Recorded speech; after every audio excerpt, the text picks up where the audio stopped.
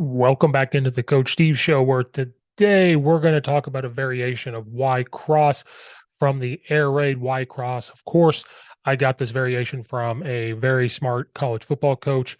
He's a college football coach now. And so I just wanted to share his way of doing Y cross.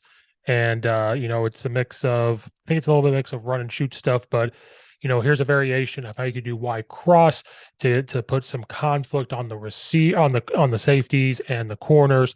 Instead of just running normal traditional Y cross, we're going to run a variation. So let's get into this variation of Y cross.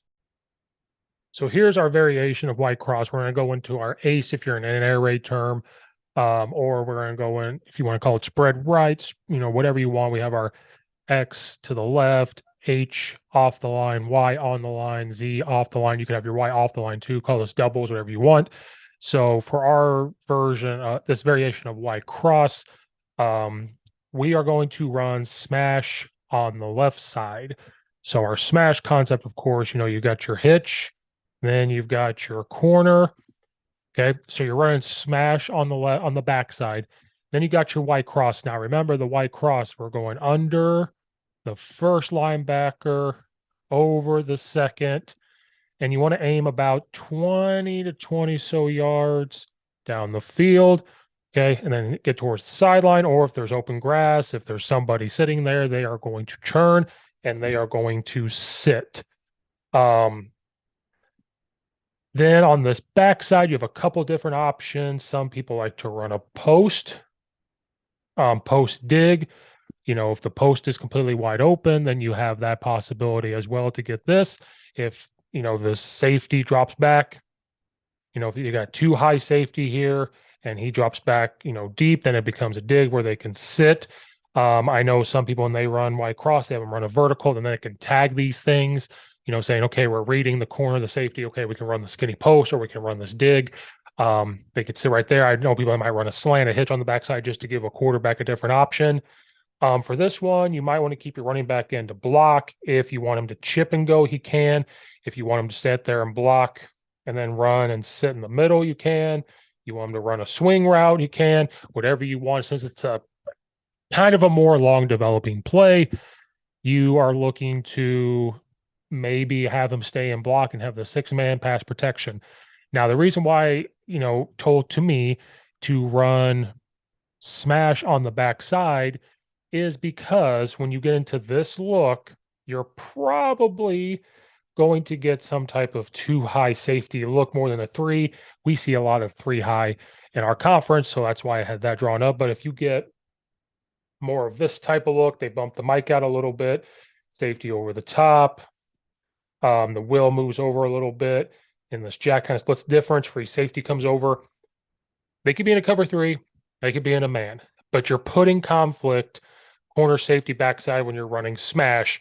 And the reason why is because if you just run normal Y cross for a while, where they're running the vertical out, everything else. Well, now what is he going to choose to protect?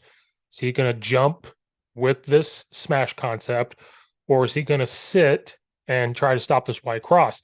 Then you're putting conflict on this corner. If the corner bails out, well, then what's wide open? This X. It's not necessarily we're going to take this deep shot every single time, but this does put a lot of conflict here on this.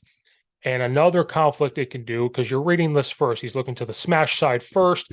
So he's looking, hitch to corner to this Y cross back to this dig, because it's putting a ton of conflict everywhere. Or you put your kind of conflict here at the smash concept, you're putting conflict here, they're going to take this Y cross away.